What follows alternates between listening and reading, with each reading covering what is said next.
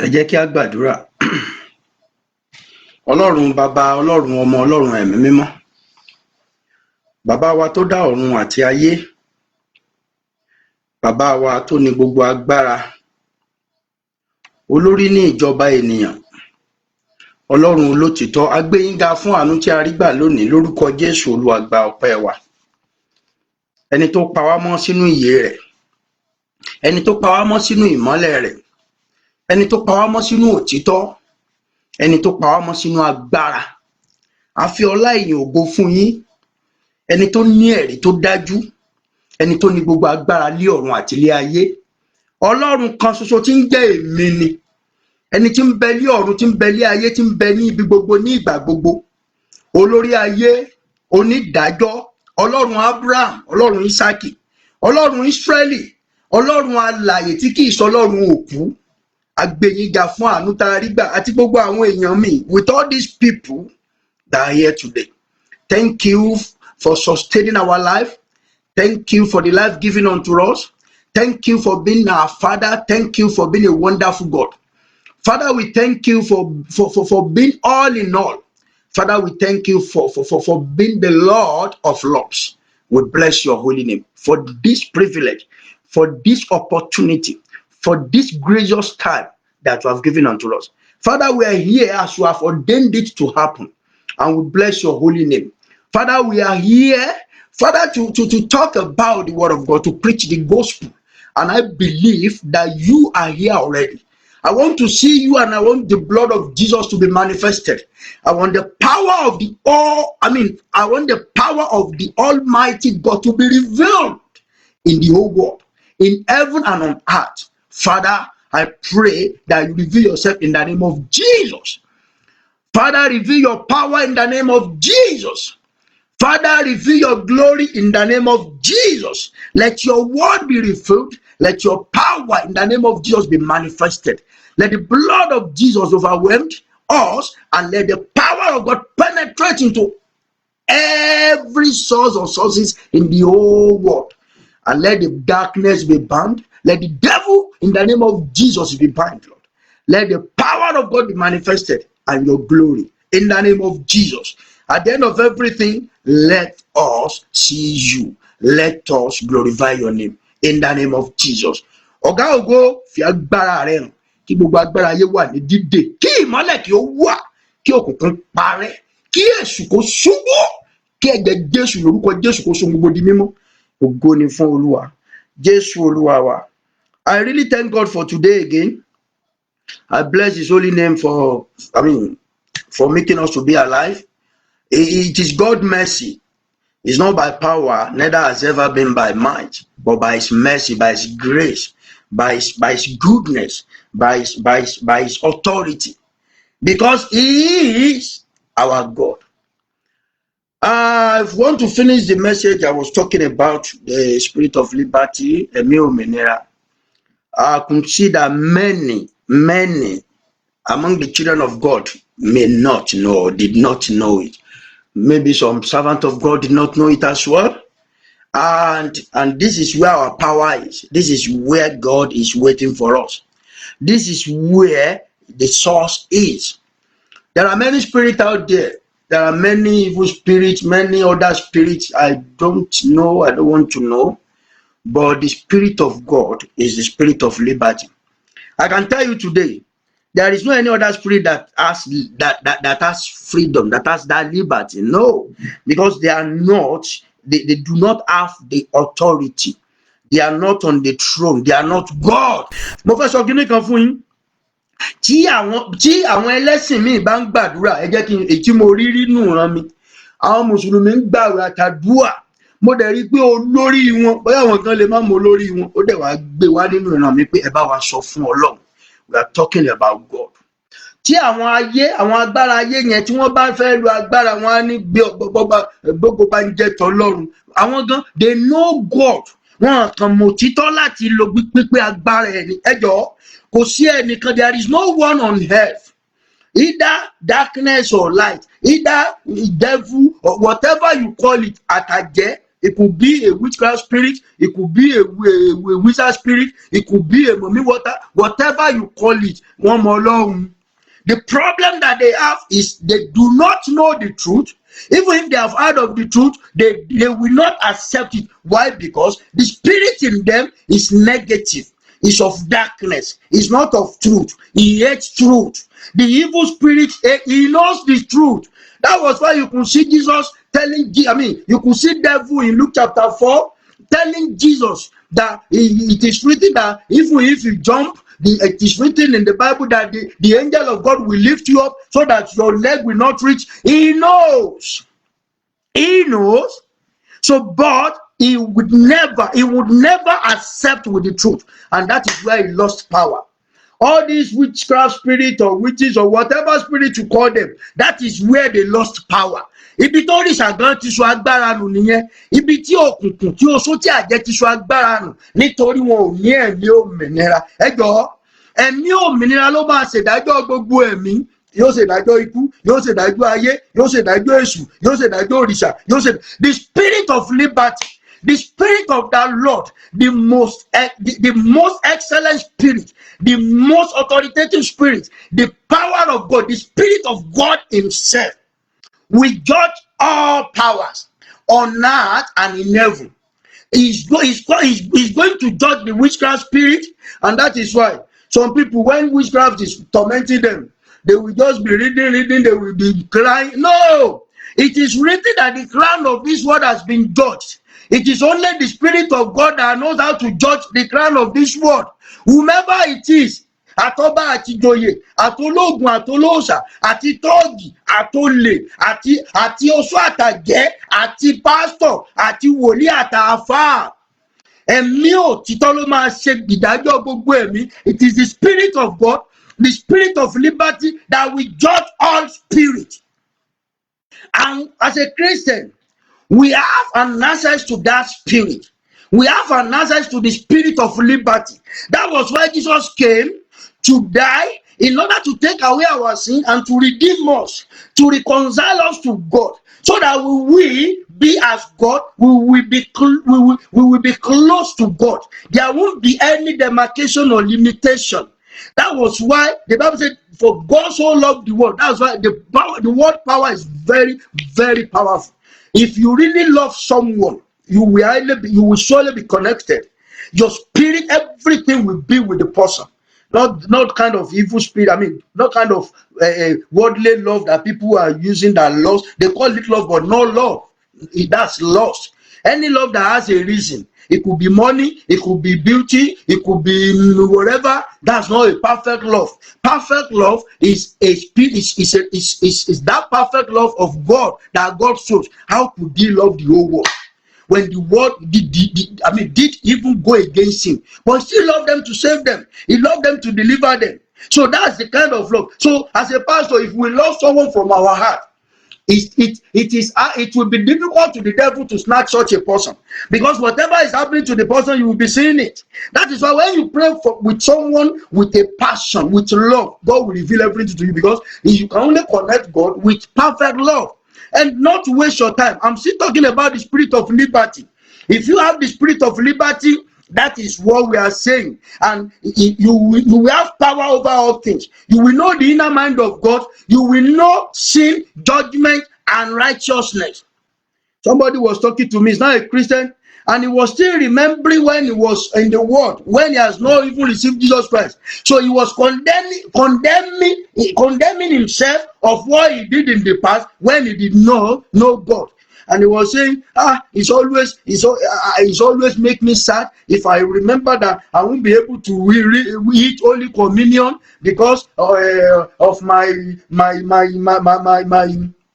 journey, my whatever. I said, excuse me, who tells you the Holy Communion is to share the blood and flesh of Jesus? Now, if Jesus had saved you from your past, and now you are a child of God, and now you are a child of God, you are of Jesus now, who will stop you not to eat? Òfin tó máa ń wàásù àwọn gan ò lè múṣẹ́. Àwọn pásítọ̀ tó máa ń wàásù òfin yẹn tó ń jẹ́ ṣé wọ́n pé ni? I'm not saying you should be eating it while you are still in sin. No, you have to. That's why when they preach it to you, when they will preach the word of God, after you are, because one can they will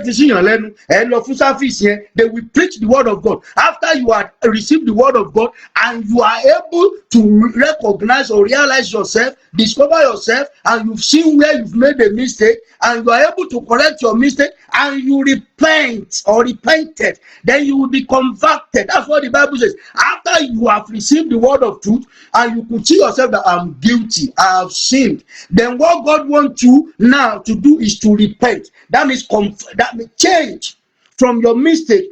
Agree with God that you have sinned, confess your sin, and you will be forgiven. As far as you are being forgiven, you are now a child of God, and because the Bible says you will be converted. Then God will remove your sin. So what makes you not to? Irú àwa yìí tí ó bá jẹ́ Jésù bá dá ohun tó jẹ́ káwa mọ ìrere nìyẹn. Ẹlẹ́ṣẹ̀ ni àwa rí. Kò sí tí wọ́n ṣe inú ayé tá ò ṣe, aṣọ ògùn, aṣe gba Kùránì, ajẹbọ, ajẹkìnní kan, akóbìnrin, aṣe gbogbo ẹ̀. Nínú ẹ̀ ni Jésù ti wá mi rí, ó sọ mí dọmọ. Ìdí nìyẹn táwa fi lè. That is why we are able to appreciate God. Because while I was in the world, I wasn't in the God just for fun.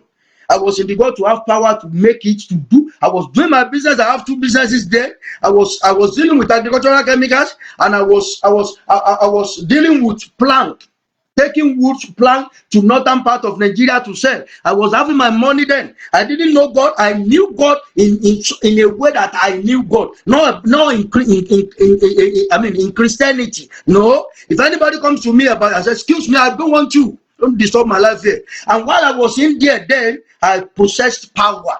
Because èmi ò fẹ́ ayé téèyàn wà lásán, èmi ò láti bẹ̀rẹ̀ ayé mi ni.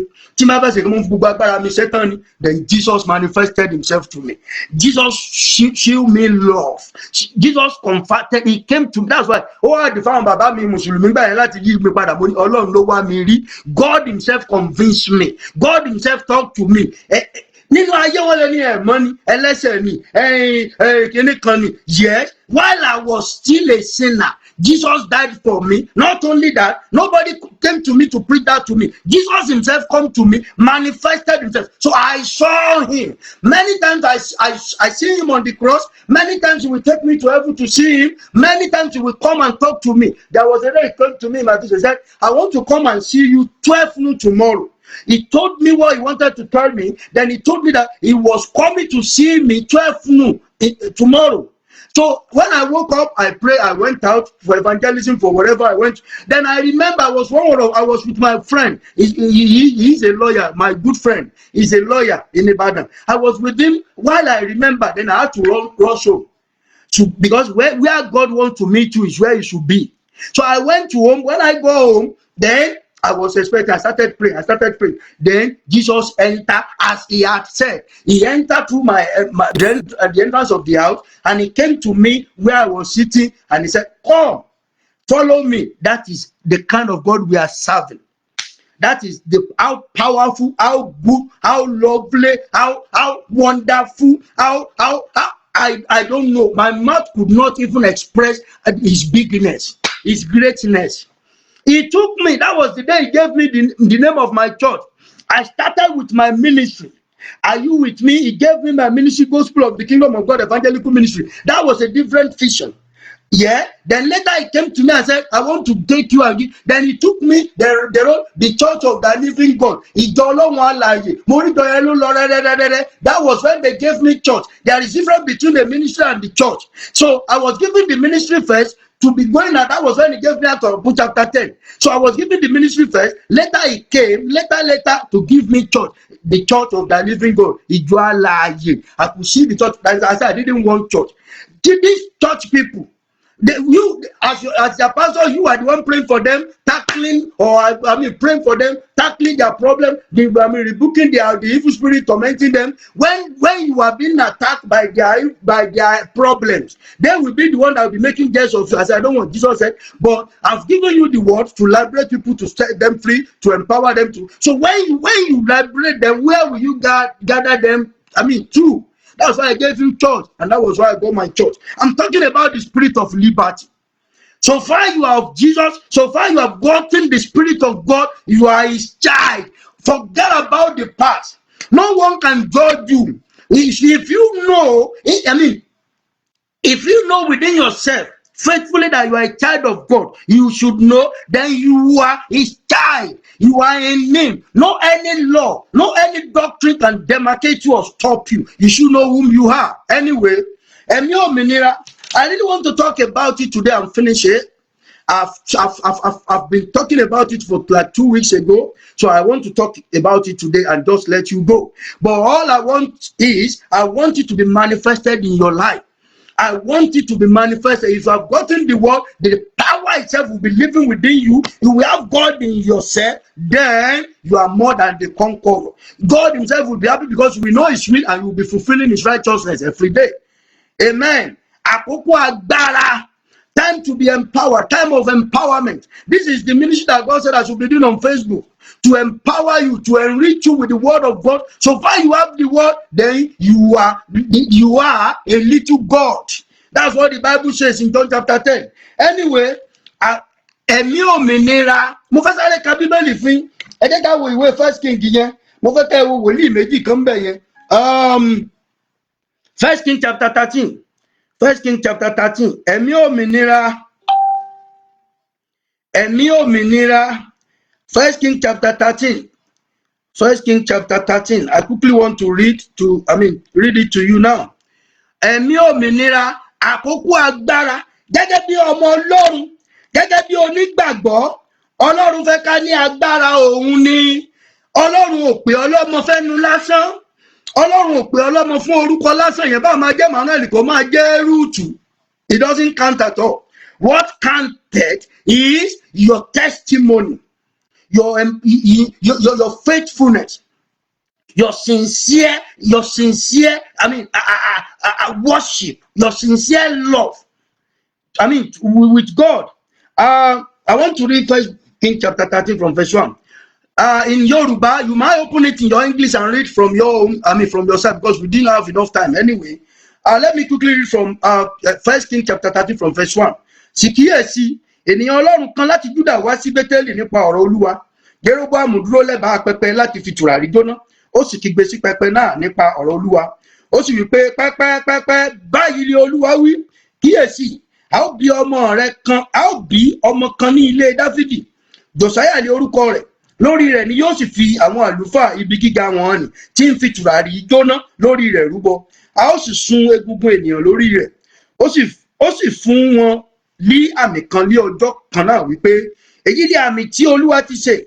Kíyèsí, pẹpẹ náà yóò ya, eérú tí ń bẹ lórí rẹ̀ yóò sì dànù. Ó sì ṣe nígbà tí Jeroboamu ọba gbọ́ ọ̀rọ̀ ènìyàn Ọlọ́run tí ó ti kígbe sí pẹpẹ náà, ó wí pé ẹ mú ọwọ́ rẹ̀ tí ó nà sí. Ẹ mú ọwọ́ rẹ̀ tí ó nà sí sì gbẹ, bẹ́ẹ̀ ni kò sì lè fà padà sọ́dọ̀ rẹ̀ mọ́. Pẹpẹ náà sì ya, eérú náà sì dànù kúrò nínú pẹpẹ náà, gẹ́gẹ́ bí àmì tí ènìyàn Ọlọ́run ti fi fún un nípa ọ̀rọ̀ Olúwa. Ọba sì dáhùn sí wí fún ènìyàn Ọlọ́run náà pé tú Olúwa Ọlọ́run rẹ lójú nísinsìnyí, kí o sì gbàdúrà fún mi kí a bá lè tún mú ọwọ́ mi bọ̀ sípò fún mi. Ènìyàn Ọlọ́run náà sì tú Ọlọ́run lójú, a sì mú ọwọ́ ọba bọ̀ sípò fún un, ó sì dàbí ó ti wà rí. Ọba sì wí fún ènìyàn Ọlọ́run náà pé wá bá mi lọ ilé, kí o sì tu ara rẹ lára, èmi ó sì ta ọ́ lé ọrẹ. Ènìyàn Ọlọ́run sì wí fún ọba pé bí ìwọ ó bá fún mi ní ìdajì ilé rẹ, èmi kì yóò bá ọ lọ ilé, èmi kì yóò sì jẹ oúnjẹ, bẹ́ẹ̀ ni èmi kì yóò sì mu omi níhìn-ín. Nítorí bẹ́ẹ̀ ni apá láṣẹ fún mi nípa ọ̀rọ̀ Olúwa. I want you to carefully notice that wípé má ṣe jẹ oúnjẹ, má sì ṣe mu omi, bẹ́ẹ̀ ni kí o má sì ṣe padà lé ọ̀nà kan náà tí o bá wá. Bẹ́ẹ̀ ni ó sì bá ọ̀nà mìíràn lọ, kò sì padà lé ọ̀nà náà tí ó gbà wá sí Bẹ́tẹ́lì. Verse 11. Wòlíì àgbà kan sì ń gbé Bẹ́tẹ́lì. Ọmọ rẹ̀ dé, ó sì ròyìn gbogbo iṣẹ́ tí ènìyàn Ọlọ́run náà ti ṣe lé ọjọ́ náà ní Bẹ́tẹ́lì fún. Ọ̀rọ̀ tí ó sọ fún ọba, wọ́n sì sọ fún bàbá wọn.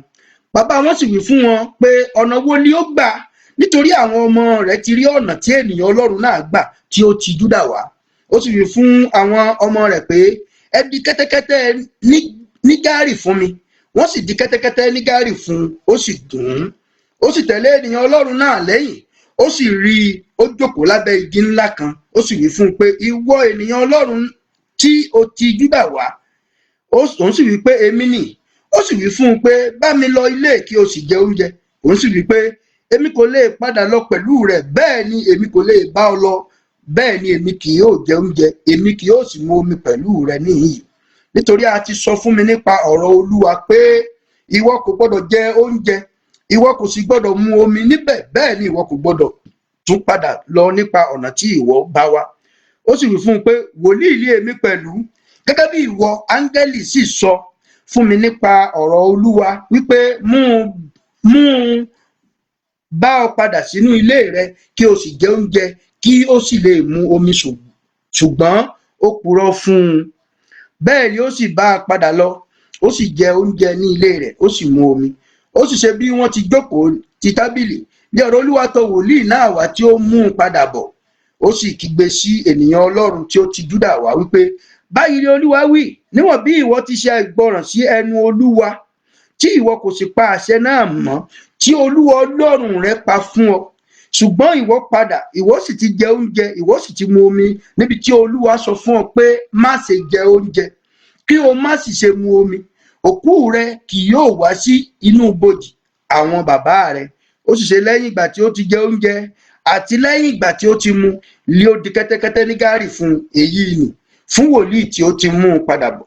Nígbà tí ó sì lọ tán, kìnìún kan pàdé rẹ̀ ní ọ̀nà, ó sì pa á, a sì gbé òkú rẹ̀ sọ sí ojú ọ̀nà kẹ́tẹ́kẹ́tẹ́ sì dúró tì í. Kìnìún pẹ̀lú dúró ti òkú náà. Sì kíyèsí, àwọn ènìyàn ń kọjá, wọ́n rí i pé a gbé òkú náà sọ sí ojú ọ̀nà. Kìnìún náà sì dúró ti òkú náà. Wọ́n sì wá, wọ́n sì sọ ọ́ ní ìlú tí wòlíì àgbà náà ń gbé. Nígbà tí wòlíì tí ó mú láti ọ̀nà padà bọ̀ gbọ́, ó wí pé ènìyàn Ọlọ́run náà ni tí ó ṣọ̀tẹ̀ sí Olúwa. Nítorí náà ni Olúwa fi lé kìnìún lọ́wọ́, tí ó sì fa àáyá, tí ó sì pa á gẹ́gẹ́ bí ọ̀rọ̀ Olúwa tí ó ti sọ fún un. Ó sì wí fún àwọn ọmọ rẹ̀ pé, ẹ di kẹ́tẹ́kẹ́tẹ́ nì ní Gárì fún mi. Wọ́n sì dè ní Gárì. Ó sì lọ, ó sì rí i, a gbé òkú rẹ̀ sọ sí ojú ọ̀nà, àti kẹ́tẹ́kẹ́tẹ́ àti kìnìún dúró ti òkú náà. Kìnìún kò jẹ òkú náà, bẹ́ẹ̀ ni kò fa kẹ́tẹ́kẹ́tẹ́ náà ya. Wòlíì náà mú òkú ènìyàn Ọlọ́run náà, ó sì gbé e lé orí kẹ́tẹ́kẹ́tẹ́ náà, ó sì mú un padà bọ̀. Wòlíì àgbà náà sì wá sí ìlú láti ṣọ̀fọ̀ àti láti sín. Ó sì tẹ́ òkú rẹ̀ sí bòjì ara rẹ̀, wọ́n sì ṣọ̀fọ̀ lórí rẹ̀ pé ó ṣe arákùnrin nù. Ó sì ṣe lẹ́yìn ìgbà tí ó ti sìnkú rẹ̀ tán, ó sì sọ fún àwọn ọmọ rẹ̀ wípé, nígbà tí mo bá kú, nígbà náà ni kí ẹ sìnkú mi ní ibojì nínú èyí tí a sin ènìyàn Ọlọ́run. Ẹ tẹ́ egungun mi lẹ́bàá egungun rẹ̀. Nítorí ní ṣíṣe ọ̀rọ̀ tí ó kígbe nípa ọ̀rọ̀ Olúwa sí pẹpẹ náà ní Bétélì àti sí gbogbo ilé ibi gíga tí ń bẹ ní gbogbo ìlú Samaria yóò ṣẹ dandan. Amen. Àkókò agbára. Look at this prophet of God. He was told by God and he was able to hear from God. So he went to where God sent him to, and he was able to perform what God has sent him to do. So as he left on his way coming, the old or senior prophet deceived him in the name of the Lord. In the first place, if he had gotten the spirit of liberty, he would have been able to discern first. Secondly, he would have been able to overcome that temptation. That was it. The third one, after it had happened, after the senior prophet had convinced him, he could have been able, even after the prophecy of that prophet, he could have been able to listen to that spirit of liberty, because the spirit of liberty could have raised up his standard and it could have teach him what to do. Yeah, but he relied on human being. He put his trust on prophet, on pastor, on whomever. Let me say human being, whomever it is, whatever it is. And that was how he failed. So also, the time may not permit me to tell you everything. I remember the history of Samson in the Bible. He knew what he's supposed to do. He had been told by God. He had gotten the instruction himself, but he was not able. He made a mistake of telling his own wife. Láyé lónìí wọ́n ní pastor kan ní calling, á ní ìyàwó náà ti di pastor, á ní torí ara kan ni wọ́n, mi ò mọ bí wọ́n ti ń ṣerú ẹ̀ o. Bọ́lọ́run bá fẹ́ ṣe agbọ́wọ́lé ìyàwó. Bí èèyàn ọ̀bá ní ìgbọ́wọ́lé Ọlọ́run tí ọ̀bá ní pè, bọ́jẹ́ ìyàwó rẹ̀ ń pa tara ni ẹ jọ̀ọ́. Ìyàwó rẹ ni wọ́n ṣe bò sí pé wọn ò ṣe marriage lọ́run, ara kan ni yín torí ẹ fẹ́ produce. And many ìgbéyàwó nìyí sára kan torí they have never agreed together in the word of God. They have never agreed together to be faithful to God. They have never agreed on anything. They will be calling themselves ara kan. Ṣé ara ń bá sùn ni wọ́n ń pè lára kan? If you are ara kan, you calling yourself a flesh without an agreement in the word of God, with the instruction of God, ìyàwó a máa ṣe bí, ọkọ a máa ṣe bí. They will be calling my dear, my dear. They don't know the word of God. They don't want to know. They knew they would not follow it. Wọ́n sì ní ara kan ní wá nítorí pastor, ọkọ ti jẹ́ pastor, á ní ìyàwó òun náà pastor. Excuse me, she is not a pastor until she is called, until God revealed to him. There was a ọmọ mi kan gbà kan. Ọmọ mi náà ní bóyá náà wà lórí péjì tí ń gbọ́, but ìgbà yẹn a close dáadáa. Ó ní wọ́n ti sọ ní pastor, èmi pé mo ní Olúwa ní kó máa assist lórí pẹpẹ mi ní church mi nílùú tí mo wà. Mo ní torí Ọlọ́run fẹ́ fún ọ ní àwọn ẹ̀bùn kan. I told him, I said, God told me to be assisting me on the pulpit when I mean in my church here. And I said, because God wants to bless you with his heavenly gift, spiritual gift, so that after that God will now call you. He said, oh, I've been told that I said, who told you? He said, one of our father prophets. He said, God instructed him to take, and I met him in one of my friend's house. He said that God said his friend's house that day it was a pulpit, and God said he should anoint him there, and he did, and he has become a prophet. I said, I've not seen that on you. Listen and listen carefully. With what I've asked you to be doing, assisting me on the pulpit, God will manifest himself to you. There was a day God said I should do a program in the church. I couldn't remember the name, the topic. Then while we were doing it, he himself saw a big revelation that the two angels came from heaven, descended from heaven. They lifted him left and right, and they took him to heaven, and he could see Jesus, and Jesus called him, empower him. That is it. He wasn't before. He was made by a man, but he could be a servant of God. I don't know, but I will call them man because he's not God. But he wasn't. He has never received a gift. He has never received the anointing to be the pastor. Amen. So me being a wife of a pastor doesn't make you a pastor.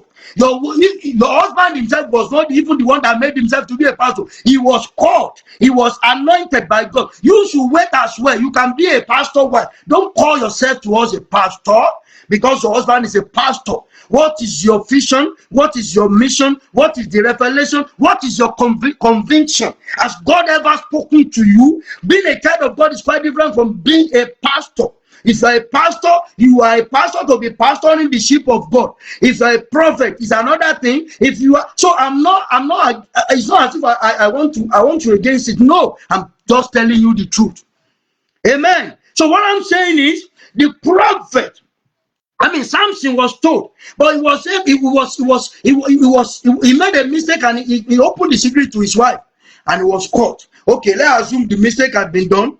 So while he was praying for the second, for the second chance by God, why could he say, empower me so that I will conquer my enemy and die with them? Why do you have to? Why? If he has gotten the spirit of liberty, we are not talking about power here. The spirit of liberty, he had power, but we are talking about the spirit. I will talk about it one day. Because the anointing can tell you something, but the Spirit of God can still say, do this. No, the word of God says it. I've explained that to you when I went to preach to a woman that was, tormenting his own child that I went to pray for. And I told him that, Mommy, God said we should pray. There is something in your life that is affecting your life and your children. I didn't call her a witch or wizard or whatever. No, I say it, appropriately. because I will never call anybody a witch or a wizard. No, we are all human beings. We are an image of God. If you possess a spirit, it is that spirit that is a witchcraft spirit. It's not you. Don't agree that you are gay, you are a witch, you are a witch. Rebuke the witchcraft spirit, let it go. You are an image of God. The spirit is not a human being, it's a spirit. You just rebuke the spirit and let it go. Tí wọ́n bá mú ẹ̀jẹ̀ wá síwájú mi, màá fẹ́ mi àjẹ́ ẹ̀bú ni, kó mi àjẹ́ jáde, kó ń dọmọ Ọlọ́run. Àwọn ìsàjẹ́ àwòrán Ọlọ́run ni wọ́n. So what I'm saying is, he made a mistake and told his wife, and after the problem had come, instead of him to pray, rightly, he made a mistake and killed himself with the enemies, which shouldn't be the plan of God anyway. So let me tell you, it happens. So we need the spirit of liberty. This is a spirit. God was telling me this evening that it is only when you have that spirit that you have a good relationship with God. When you have the spirit of liberty, that is when you will know God's righteousness. Then that is when you will know sin. That is when you will know the judgment, the truth, and the sin. The righteousness, judgment, righteousness, and sin. That was what just told them. Let me go. It will be of a good thing if I go, if I depart, because if I didn't go, the spirit of God will not. If it comes, it will guide you into all truth. It will guide you into all truth. So, that is what we are talking about. So, now let me show you something about Jesus Christ. Luke chapter 22. Luke chapter 22, verse 40, because our time is going. Luke 22. I want you to pray fervently as a child of God to know what you're supposed to have and ask God to give you that spirit of liberty. Ohun tó máa ń tún tá bá sọ tẹ́lẹ̀ fún yàn sí tó bá lẹ́mí òmìnira ẹ tún máa á tún jọ́ọ̀jì sọ tẹ́lẹ̀ yẹn á tàn mọ́lẹ̀ sí fún un pé eléyìí ni kò mú eléyìí ló bá ọ mu èèyàn kan dédé kúnlẹ̀ wájú wòlíì kẹ́kọ̀ọ́ kan sọ gbogbo ẹ̀ lọ́rọ̀ wàá mọ̀ títọ́ ọbẹ̀. You will know the right thing to do, so you won't be misled. Now let me read Luke chapter 22. Luke chapter 22. Bear with me. Àkókò agbára. You shouldn't be just a child of God. You should carry the power of God. You should carry the anointing of God. You should carry the image of God. You are meant to represent God on earth. We could have been able to overcome many things. Let me read Luke chapter 22 from verse 40. From verse 40. Ìdí nìyẹn tẹ́mi bá wàá jù ránṣẹ́ Ọlọ́run kàbí tí n bá lọ chọ́ọ̀chì tán tí ránṣẹ́ Ọlọ́run tó bá ń sọ dáadáa bóyá sọ tẹ́lẹ̀ náà ni bóyá wàásù ni ẹ̀mí tèmi máa ń takò ni mi ò ní dá chọ́ọ̀chì ro bò máa padà lọ rí lẹ́yìn ìsìn. Ọjọ́ kan bàbá kan mo mọ̀ ó dẹ̀ súnmọ́ mi ìránṣẹ́ Ọlọ́run àpàdé lórí òkè ní adẹ̀ tí di a máa ń ṣe bí bàbá sọ́mu bí ọ̀rẹ́ àfijọ́ kan Ọlọ́run fi hàn mí kó ní tó fi ń banu. Mo lọ bá mo ní bàbá Olúwa sọ fún mi pé ẹ láfi banu ẹ̀dẹ̀ pé láyé ìránṣẹ́ Ọlọ́run wẹ́ ogun bọ̀ tó fẹ́ borí yín ẹ lọ sọ kíní ìdánù kẹ́ yí padà sínú Jésù ọ̀ẹ́ ibi ni mo ní tó ń bọ̀ lọ́ọ̀kan ogun òní gbà yín nígbà tí ibi yẹn máa dé èmi mo wá rí ìrànú rán mi pé àgbàrá ń gbé lọ then mo wá sáré nú àgbàrá yẹn mo wá fà jáde kó tó mọ̀ kú. There was a man of God that I knew which I thought he was a good man of God. Later God revealed to me that he was having juju, something to touch his mouth to be using as an authority something. So he will be using it to command and do whatever. Can you imagine? And he called himself a pastor. I went to him straight away. I told him, God told me, God revealed to me. What will you do? Who are you? I am here to let people know the truth, to tell people about the truth. Only I know you will see one day. I know how God is with you. I know you. Then he now told me that is why I am very close to you. Please, if I die, make sure you come to my burial something, and I want you to preach there. I know if you preach, God will accept me. God will forgive. I said, you better. God did not wait till you die. You better repent now and throw away your juju. Àkókò agbára. Luke chapter 22.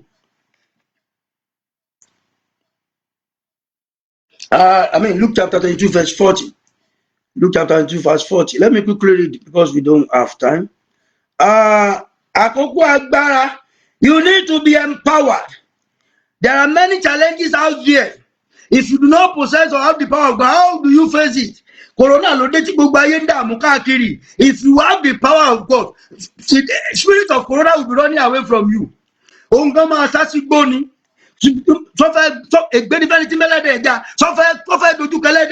When God is living in you, when the spirit of living in you, níbo ni corona fẹ́ dúró sí? Corona lẹ́sìn rí, according to the Bible, ibi míì sì ń bọ̀. Ẹni tó bá ní agbára ni ó ṣẹ́gun, ẹni tó bá mọ Ọlọ́run ni ó ṣẹ́gun. So ẹni bá mọ Ọlọ́run, ẹni bá ní ẹ̀mí òmìnira, a mọ Ọlọ́run, a rí Ọlọ́run, a máa ń tí Jésù sọ nìyẹn. Ó lẹ́ni tó ti òkè wá gbẹ́ni tí ń bẹ ní ìní ayé. That was what Jesus said. He said, who came from heaven is more, is greater than those that are on earth. Whatever, whomever that is on earth, it could be king, it could be an idol, it could be witches and wizards, it could be devil, whatever it is that is on earth, they are under his foot. And that was what the Bible says. And to took a white dancing, and to go one year, and to choke a white dancing bella yellow. People tell you one penny temple, but by you got a parody. If you have that spirit of liberty, devil will run away. If you refuse to run away, he will be destroyed and be famished because you carry God in you. Anyway, let me read. We don't have time. Luke chapter 22 from verse 40. Nígbà tí ó wà níbẹ̀, ó wí fún wọn pé ẹ máa gbàdúrà kí ẹ̀yin kí ó má ṣe bọ́ sínú ìdẹwò. Ó sì fún wọn sílẹ̀ níwọ̀n ìṣọ̀kò kan. Ó sì kúnlẹ̀ ó sì gbàdúrà wípé bàbá, bí ìwọ bá fẹ́ gba ago yìí lọ́wọ́ mi, ṣùgbọ́n ìfẹ́ ti èmi kọ́ bí kò ṣe tìrẹ ni kí a ṣe. Áńgẹ́lì kan sì yọ sí i láti ọ̀run wá, ó gbà á níyànjú. Bí ó sì ti wà ní ìwàyà ìjà, ó ń gbàdúrà sí i kíkan, ogún rẹ̀ sì dàbí ìwé ẹ̀jẹ̀ ńlá, ó ń kán sílẹ̀. Nígbà tí ó sì dìde kúrò ní ibi àdúrà, tí ó sì tọ̀ àwọn ọmọ ẹ̀yìn rẹ̀ wá, ó bá wọn, wọ́n ń sùn fún ìbànújẹ́. Ó sì fún wọn pé kí lẹ ẹ̀yin sùn sí, ẹ dìde, ẹ máa gbàdúrà kí ẹ̀yin kí ó má ṣe bọ́ sínú ìdẹwò. Bí ó sì ti ń sọ lọ́wọ́, kíyèsí ọ̀pọ̀ ènìyàn àti ẹni tí à ń pè ní Júdásì, ọ̀kan nínú àwọn 12, ó ṣáájú wọn, ó súnmọ́ Jésù láti fi ẹnu kò lé ẹnu. And then Jesus did not have that spirit of liberty. He could have prayed wrongly.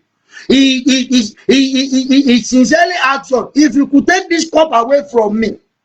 Now, the spirit of liberty, the spirit of God, now told him, no, let your will be done. After that right prayers, then the angel manifested. The angel of God manifested, appeared unto him, and that is it. Because he was able to correct himself.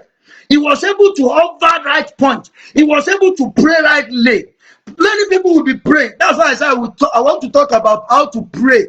I know you know how to pray, but I want to tell you something about it. I said a bit of it last week, of which I want you to know. The way you can pray, that devil will never be able to hinder. Devil will never stand between you and God. It's not possible. Sọ̀rọ̀ ìsúnbẹ̀ yẹn, sọ̀rọ̀ ayé ń bẹ̀, à ń sọ̀rọ̀ òdodo. Èèyàn búburú kì í wá sí ìmọ́lẹ̀. Bíbélì pé èyí tó bá wá sí ìmọ́lẹ̀ á bá wí ni. You rebuke. If Corona come to you, rebuke. It is not his right to come to the light, because the light will expose them. That's why I hate people that is not faithful. I hate people that is not straightforward. Me, I do try in my life, because there is nothing I love more than God. And I don't want to lose that relationship with God. There is nothing in my life that is working apart from God. And that is why I'm ready to die for God. Hallelujah. Well, what I'm saying is, the spirit of liberty. Listen to Jesus' prayer here. Listen to Jesus' prayer. He said,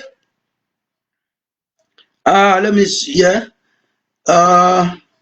From verse 40. Let me read in English as well. Let me read in English from verse 40. Listen. I will quickly finish soon. Sorry. Let me read it in English. I expect that could not hear me to be reading it in English. That's why I'm always, saying the chapter and the verse so that you can read it through English. On reaching the place, from verse 22, on reaching the place, he said to them, pray that you will not fall into temptation. He withdrew about a stone's throw beyond them, knelt down and prayed, Father, if you are willing, take this cup from me, yet not my will, but yours be done. You can imagine. See how the spirit of liberty operated there. From verse 43, an angel from heaven appeared to him and strengthened him. And being in anguish, he prayed more earnestly, and his sweat was like drops of blood falling to the ground. When he rose from prayer and went back to the disciples, that was it. So what we are saying here is, he could have prayed, in a wrong way, but the spirit of liberty, because it's God, helped him to say the right thing. And after that, the angel appeared from heaven, and he was empowered, prepared for the challenges that he was about to face. And God was with him, and God see him through. God delivered him. Ẹ̀mí òmìnira, ẹ̀mí òmìnira, ẹ̀mí òmìnira, àkókò agbára. Láì bàbá sí ẹ̀mí òmìnira, a ò lè gbàdúrà bí ìfẹ́ Ọlọ́run. Without the spirit of liberty, we will not be able to pray according to the will of God. Without the spirit of liberty, we will not know the will of God. We will know the inner mind of God. Mo kàwé wòlíì kan ní Bíbélì, ó máa ń yà mí lẹ́nu ni. Wòlíì tọ́lọ́ sọ fún pé kó lọ fi aṣẹ́wó. God instructed that prophet to go and marry a prostitute. Tọ́lọ́ bá sọrú rẹ̀ fún wòlíì ìran òde òní, Alésù ló bá ń sọ̀rọ̀. Some people they could not even recognize the voice of God. They didn't know he wasn't just God, he's their father. Father that loves you more than anyone. Father that died, that gave his only begotten son because of you. Father that has given you all his power. You know what I mean? So what I'm saying here is, if you have the spirit of liberty, you will know it, because it's God that is dwelling in you. It's your father. So if you have God in you, you have everything in you. Spirit of liberty. Nítorí ìjọba ọ̀run kù sí dẹ̀dẹ̀. Àkókò òmìnira, mo ti kà fún nínú ìwé Psalm 51 tó ti sọ pé fi ẹ̀mí òmìnira rẹ gbé mi ró. Psalm 51 tó ti ní fi ẹ̀mí òmìnira rẹ gbé mi ró. Mo kà fún last week. Mo kà nínú ìwé Róòmù, ẹ jẹ́ kí n sáré kà fún yín. We need it. We need the spirit of liberty. Òun ló máa ń design nínú wa. Ọlọ́run sọ fún mi, ó lẹ́ni tí ò bá ní ò lè mọ̀ ń dáadáa. Ẹni tí ò bá ní ò lè mọ̀ ń dáadáa. If God is talking to you, you will know. If devil is talking to you, you will know. If flesh is ministering to you, you will know. Because you have a discerning spirit that can discern. Spirit of liberty. Oh no, ló dẹ̀ máa ń ja ogun tó máa ń ṣẹ́gun. Oh no, ló máa gbé ọ̀págun sókè. Oh no, sọ pé ẹ̀mí Olúwa ń bẹnu temple, but that the spirit of God is in the temple. That the whole world, all the heart should shut up. Should be vanished. You know what I mean? They should tremble, they should bow.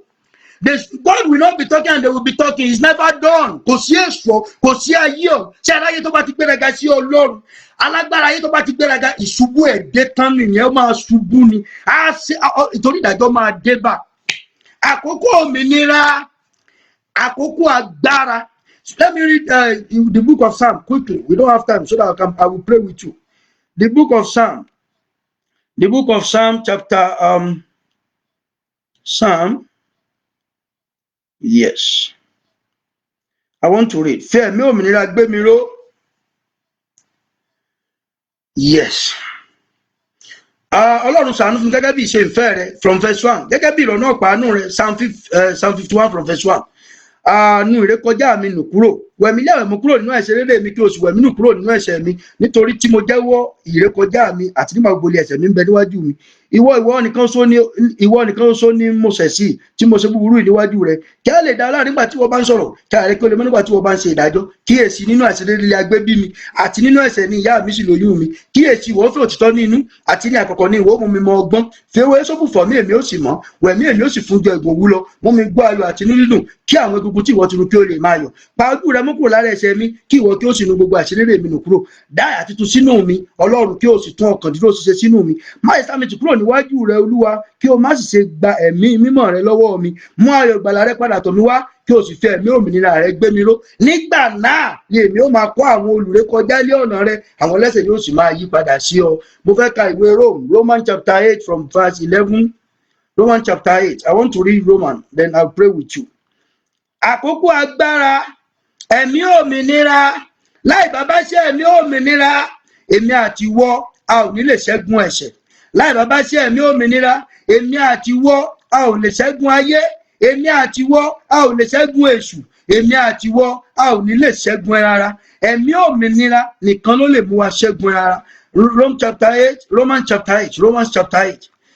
Quickly want to read from verse 5 to 11 quickly in Yoruba. You can read it in English from your end. Nítorí àwọn tó wà nípa ti ara wọn a máa rohun ti ara, ṣùgbọ́n àwọn tí ó wà nípa ti ẹ̀mí wọn a máa rohun ti ẹ̀mí. Nítorí èrò ti ara ikú ni, ṣùgbọ́n èrò ti ẹ̀mí ni ìyè àti àlàáfíà. Nítorí èrò ti ara ọ̀tá ni iṣẹ́ Ọlọ́run, nítorí kì í tẹríba fún òfin Ọlọ́run, òun kò tilẹ̀ lè ṣe. Bẹ́ẹ̀ ni àwọn tí ó wà nínú ti ara kò lè wu Ọlọ́run, ṣùgbọ́n ẹ̀yin kò sí nínú ti ara bí kò ṣe nínú ti ẹ̀mí, bí ó bá ṣe pé ẹ̀mí Ọlọ́run gbénú yín. Ṣùgbọ́n bí ẹnikẹ́ni kò bá ní ẹ̀mí Kristi, òun kò sí nínú ẹni tirẹ̀. Bí Kristi bá sì wà nínú yín, ara jẹ́ òkú nítorí ẹ̀ṣẹ̀, ṣùgbọ́n ẹ̀mí jẹ́ ìyè nítorí òdodo. Ṣùgbọ́n bí ẹ̀mí ẹni tí ó jí Jésù dìde kúrò nínú òkú bá ń gbénú yín, ẹni tí ó jí Kristi dìde kúrò nínú òkú yóò fi ẹ̀mí rẹ̀ tí ń gbé inú yín sọ ara kíkú yín di ààyè pẹ̀lú. Ǹjẹ́ nítorí náà ara ajigbèsè lé àwa, kì í ṣe ara lé ajẹ ní gbèsè, tí a ó fi máa wà nípa ti ara. Amen. Ẹ̀mí òmìnira, àkókò agbára. So tí mò ń sọ fún yín ni pé onígbàgbọ́ gbọ́dọ̀ ní ẹ̀mí òmìnira kí a bá lè ṣẹ́gun ara. Onígbàgbọ́ gbọ́dọ̀ ní ẹ̀mí òmìnira kí a bá lè borí ayé. Onígbàgbọ́ gbọ́dọ̀ ní ẹ̀mí òmìnira kí a bá lè mọ ìfẹ́ Ọlọ́run, kí a bá lè mọ pípé ìfẹ́ Ọlọ́run, kí a bá lè ṣe ìfẹ́ Ọlọ́run. Mo fẹ́ gbàdúrà fún yín, mo sì gbọ́ Ọlọ́run gbọ́ pé Ọlọ́run nínú àánú rẹ̀ lórúkọ Jésù Kristi yóò fi àánú rẹ̀ bá yín pàdé. Ọlọ́run yóò ràn yín lọ́wọ́, Ọlọ́run yóò ṣèrò yín ní agbára. Ẹ jẹ́ kí n sáré ka ìwé Jòhánù chapter 16 from verse John chapter 16 from verse 5. But now I go my way to him that sent me, and none of you asked me, whither goest thou? But because I have said these things unto you, sorrow hath filled your heart. Nevertheless, I tell you the truth, it is expedient for you that I go away. For if I got not away, the Comforter will not come unto you. But if I depart, I will send him unto you. And when he comes, he will reprove the world of sin, and of righteousness, and of judgment. Of sin, because they believe not on me. Of righteousness, because I go to my Father, and ye see me no more. Of judgment, because the prince of this world is judged. I have yet many things to say unto you, but ye cannot bear them now. Howbeit, when he, the Spirit of truth, is come, he will guide you into all truth. For he shall speak of himself, but whatsoever he shall hear, that shall he speak, and he will show you things to come. He shall glorify me, for he shall receive of mine, and shall shew it unto you. All things that the Father hath are mine. Therefore said I, that he shall take of mine, and shall shew it unto you. A little while ye shall not see me, and again a little while, and ye shall see me, because I go to the Father. Now it is the right time to pray with you now, and that is what I've just read about the Spirit of God, which I call the Spirit of liberty. When you have the Spirit of liberty, you will be fully liberated from sin, you will be fully liberated from enemy, you will be fully liberated from the flesh, and you will know the will of God, and you will be empowered and able to do the right will of God. I want to pray with you, and I pray the Lord of heaven will reveal himself to you. So also the same thing that happens to Peter when God was instructed him to go and meet Cornelius. Within himself, he had condemned them because he was following their doctrine and their law. But when God spoke to him in his vision, he was able to correct himself and do or did the right will of God. Many of you are out there, you always follow the Bible with your own wisdom, with the flesh, with your own knowledge. You do not know that you can't follow the Bible with your own knowledge. It has to be the Spirit of God that know the mystery, that will explain and that will tell you everything. So let's ask for that Spirit, and let's be dwell in that Spirit. Let the Spirit of God be dwelling in us. It shall be well with you. Our number is on the screen. If you want any prayer from us, may God help us in Jesus' name. Please share it, and God will empower you. Let me pray with you. Heavenly Father, we thank you for what you have done today. Father, we thank you for this opportunity again. Father, I thank you because you are so good, because you are the Lord. And I pray, oh Lord, that whoever that has heard this today and that we still going to hear this, I pray that you empower them. I pray that you manifest yourself to them in the name of Jesus. I reveal the light of God upon everyone that is hearing and those people that will still watch, upon the whole world that are not even here. For the fact that I'm in the world and the word is coming from my mouth to the whole world now. I pray that the light of God will be revealed everywhere, and the people and all human beings will see the light of God's glory. The blood of Jesus will deliver you, locate you, and put you through. The power of God will guide you, and the Spirit of God will dwell in you. I rebuke any evil symbol. I could see an evil symbol somewhere now, but it is right now. God is removing whatever that is not of God in your life that is attaching you to the darkness. God is removing it now. Yes, you have a problem that you are facing, but God has come to deal with that problem, and you will have you have everything. You will have. You will praise God.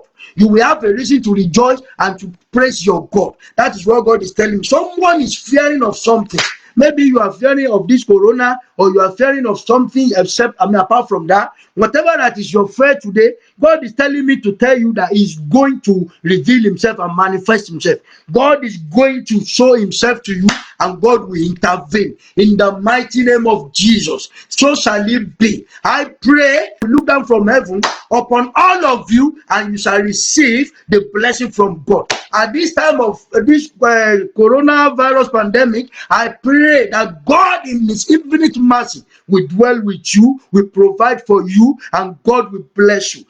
Some people are asking me for help. I pray that God will help you, and if I have anything to help, I will do. May God bless you. May God empower you. May God be with you. Let me tell you, the God of the truth that I'm preaching to you shall reveal Himself to you. You shall have that spirit in the name of Jesus. And this spirit in the name of Jesus will guide you into all truth, and will empower you, enable you to have power over sin, over flesh, and He will make you a conqueror in the name of Jesus. So shall it be. My God will pave your way.